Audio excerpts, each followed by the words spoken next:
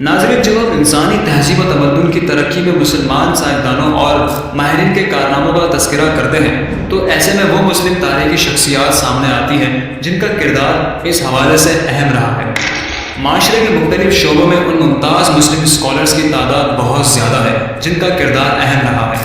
تقریباً کوئی میدان ایسا نہیں رہا جس میں عرب مسلمان اسکالرز پیش نہ رہے ہوں۔ جابر بن حیان، ایران کے شہر طوس میں پیدا ہونے والے جابر بن حیان کی بجائے شہرت کیمیا کے حوالے سے غیر معمولی ہے۔ اسی حوالے سے انہیں ابو الکیمیا یعنی کیمیا کا بانی کہا جاتا ہے۔ الحسن بن حسن، حسن بن حسن کے نظریات آج بھی ہمارے جدید دور میں بہت سی ایجادات کا مرکز ہیں۔ ان کے کیے گئے تجرباتی طریقے آج بھی سند کا درجہ رکھتے ہیں۔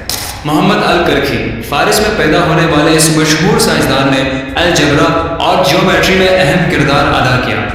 محمد بن موسیٰ الخوارزمی، انسانی تاریخ کے سب سے بڑے اور اہم سائنسدانوں میں ان کا شمار ہوتا ہے، جو عرب ہند الجبرا کے تصورات یورپی ریاضی میں متعارف کرانے کے لیے مشہور تھے۔ ابو بکر الرازی، فلسفہ اور طب میں انہوں نے مثالی کارہائے نمایاں انجام دیے جن کی وجہ سے سائنسی خدمات کے حوالے سے اسلامی تاریخ میں نمایاں اسکالرز میں ان کا شمار کیا جاتا ہے۔ ابو القاسم الزہراوی، جراحت اور امراض چشم کے حوالے سے ابو القاسم کی خدمات نمایاں ہیں۔ انہوں نے طب میں مہارت حاصل کی اور اس میدان میں دنیا کو اہم نظریات پیش کیے۔ جراحت کے حوالے سے کتاب لکھی جس میں سرجری اور امراض چشم کے بارے میں اہم معلومات موجود ہیں۔ اس کے علاوہ انہوں نے آلات جراحی کی بھی معلومات دی۔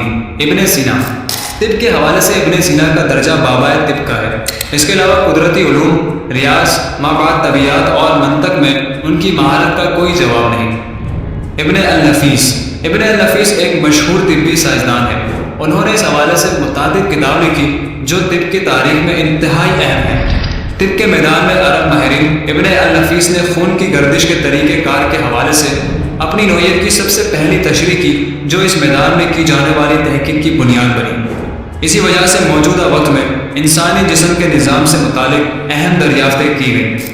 ابو القاسم الزہراوی، ابو القاسم الزہراوی کی کتاب التصریف ان یادگار حوالہ جات میں سے ایک ہے جس نے جراحی کے آلات اور ان کے استعمال کی درجہ بندی کی اور سرجری کے طریقوں سے آگاہی فراہم کی۔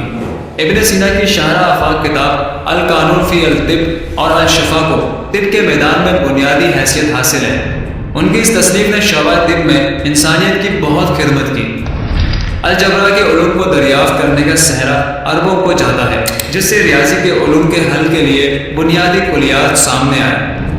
بصارت، روشنی اور آپٹکس کے حوالے سے الحسن بن حسن کے نظریات اور ان کی تحقیق اس میدان میں بہت اہم ثابت ہوئی اور متعدد ایجادات کی بنیاد بنے، خاص طور پر کیمرے اور ان کے لینس کی۔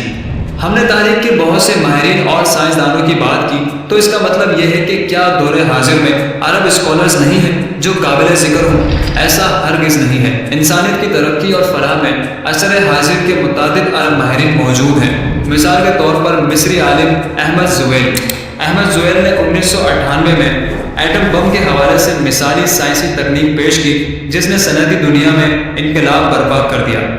منیر حسن نافیہ، فلسطینی سائنسدان منیر حسن نافیہ کا شمار دور جدید کے مشہور طبیعیات دانوں ماہر فزکس میں کیا جاتا ہے۔ انہوں نے ایٹم بم کو ذرات کی شکل میں منتقل کرنے کی اہم ترین ایجاد میں کامیابی حاصل کی جس سے مائکرو ٹیکنالوجی کے شعبے میں بڑا انقلاب برپا ہوا۔ فاروق الباز، موجودہ دور کے اہم اور مشہور سائنسدانوں میں ان کا شمار ہوتا ہے۔ وہ معاشی ارضیات جیولوجی میں مہارت رکھتے ہیں۔ انہوں نے معیشت کے حوالے سے شاندار خدمات پیش کی۔ عدنان وحود، میکینیکل انجینئرنگ کے میدان میں ایک شامی ماہر ہیں۔ اس میدان میں ان کو بے پناہ شہرت حاصل ہے۔